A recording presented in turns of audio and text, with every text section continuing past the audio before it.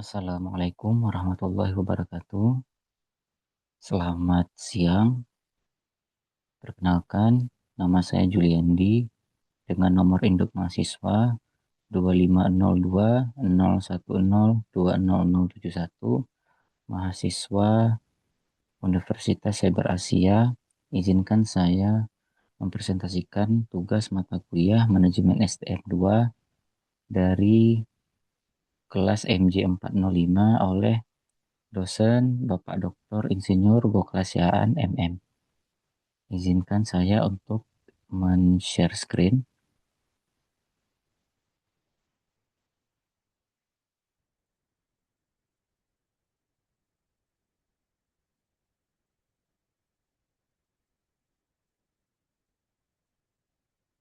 Baiklah, untuk tugas kali ini saya akan meresum dari sesi 6 dan sesi 7, yaitu tentang kedisiplinan dan kepemimpinan.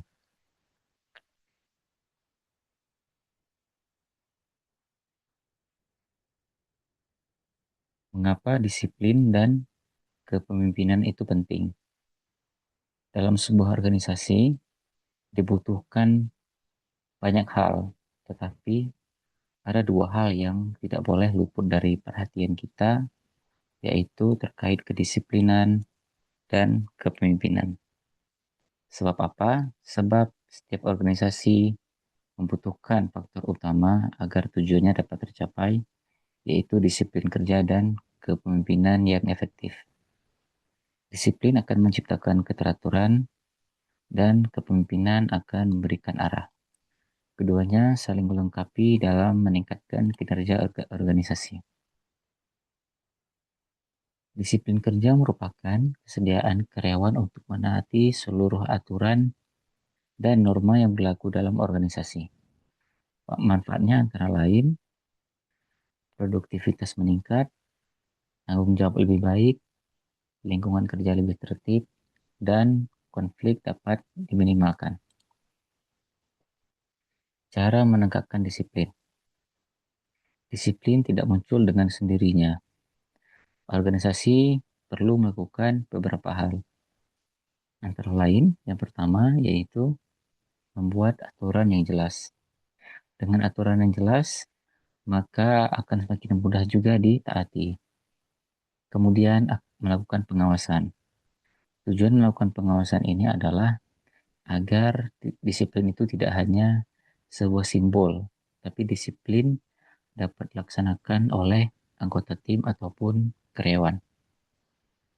Kemudian memberikan teladan, selanjutnya menerapkan sanksi secara adil, sehingga para karyawan atau anggota yang tidak menaati peraturan atau tindakan-tindakan yang melanggar kedisiplinan akan dilakukan penerapan sanksi yang adil sehingga akan memberikan efek jera dan meningkatkan kinerja organisasi. Tidak hanya memberikan sanksi, tetapi secara adil juga sangat diperlukan. Kemudian yang terakhir, membangun komunikasi yang baik. Sehingga dengan komunikasi yang baik, maka jalur informasi akan benar dan memudahkan organisasi untuk mencapai tujuan yang dibangun. Kepemimpinan. Kepemimpinan adalah kemampuan seseorang mempengaruhi dan mengarahkan anggota organisasi untuk mencapai tujuan bersama. Ibarat dalam sebuah kelompok, maka satu sosok pemimpin sangatlah diperlukan. Hal ini diperlukan agar tidak hanya memberikan perintah, tetapi juga pemimpin atau kepemimpinan ini juga dapat memberikan motivasi, membimbing, mengambil keputusan, serta menjadi teladan.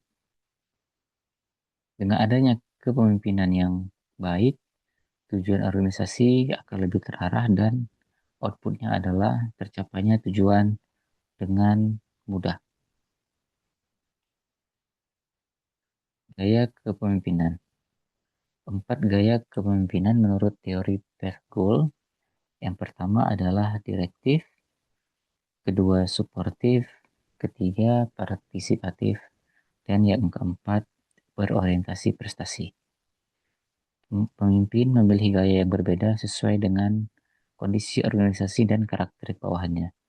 Jadi, seorang pemimpin itu tidak boleh kaku, tidak boleh berpatokan pada satu gaya saja atau satu tipe pemimpin atau kepemimpinan, tetapi yang penting adalah menyesuaikan atau adaptif sesuai dengan organisasi dan karakter bawahannya. Sehingga dengan adaptif tadi, apa-apa yang menjadi tujuan organisasi akan lebih mudah untuk mencapainya.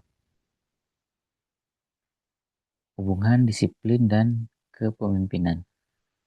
Tanpa pemimpin yang baik, disiplin sulit diterapkan. Sebaliknya, disiplin yang tinggi akan membantu pemimpin mencapai target organisasi. Hubungan keduanya. Pemimpin memberi arah, motivasi, dan teladan kepada anggota organisasi. Kemudian, aturan dan pengawasan diterapkan sehingga membangun atau membentuk sikap disiplin kerja. Dengan disiplin yang baik, maka akan meningkatkan efektivitas, produktivitas, dan kualitas kerja karyawan. Sehingga output yang dicapai yaitu kinerja yang optimal membawa organisasi mencapai tujuan secara efektif dan berkelanjutan. Contoh studi kasus. Seorang manajer menemukan banyak pegawai datang terlambat. Itu adalah problemnya. Solusinya, mengevaluasi penyebab keterlambatan, mengkomunikasikan aturan kerja, memberikan pembinaan terlebih dahulu, memberikan sanksi jika pelanggaran terus berulang. Pendekatan tersebut menunjukkan penerapan disiplin sekaligus kepemimpinan yang efektif. Jadi ketika kita sebagai seorang manajer menemukan problem terkait pegawai datang terlambat, maka kita tidak langsung kepada memberikan sanksi kepada pelanggar itu, tapi coba kita evaluasi, kemudian kita komunikasikan atau kita sosialisasikan aturan kerja yang berlaku, memberikan pembinaan apabila terjadi pelanggaran, kemudian memberikan sanksi dengan catatan apabila pelanggaran terus berulang. Kesimpulan, yang pertama, disiplin menjaga keteraturan organisasi. Kedua, kepemimpinan memberikan arah dan motivasi. Yang ketiga, kedua hal tersebut harus berjalan bersama agar organisasi mampu mencapai tujuan secara efektif dan efisien. Baiklah, demikian presentasi tugas mata kuliah manajemen SDM 2 kali ini. Saya mohon maaf apabila ada kesalahan kata atau perbuatan. Saya ucapkan terima kasih kepada Bapak Dr. Insinyur Goklasiaan. Saya akhiri, wassalamualaikum warahmatullahi wabarakatuh.